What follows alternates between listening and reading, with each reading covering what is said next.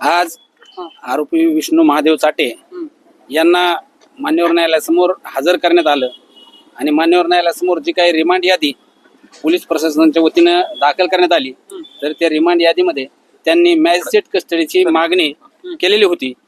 त्यांनी केलेली मागणी, मान्यवर न्यायालयासमोर आलेले कागदपत्र हे सर्व पाहून मान्यवर न्यायालयाने आज आरोपी विष्णू महादेव चाटे यांना मॅजिस्ट्रेट कस्टडीमध्ये पाठवण्याचा आदेश केला आहे. किती दिवसाची ही मॅजिस्ट्रेट कस्टडी? ही जी मॅजिस्ट्रेट कस्टडी आहे ही 14 दिवसाची असते. या 14 दिवसानंतर पुन्हा ती 14 दिवस वाढली जाते.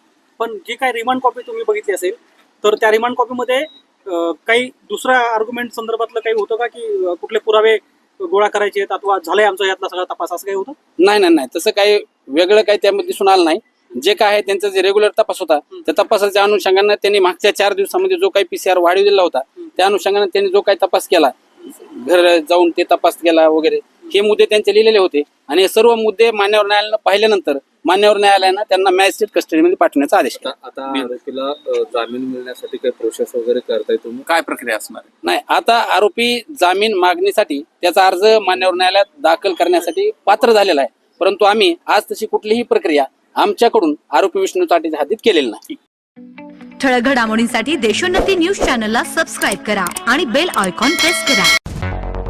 मुंबई, पुणे, नागपूर, मराठवाडा असो का विदर्भ, राजकीय, सामाजिक, शैक्षणिक क्षेत्र असो का क्रीडा, सर्वच घडामोडीचे विश्लेषण पाहायला विसरू नका. फक्त देशोन्नती न्यूजवर.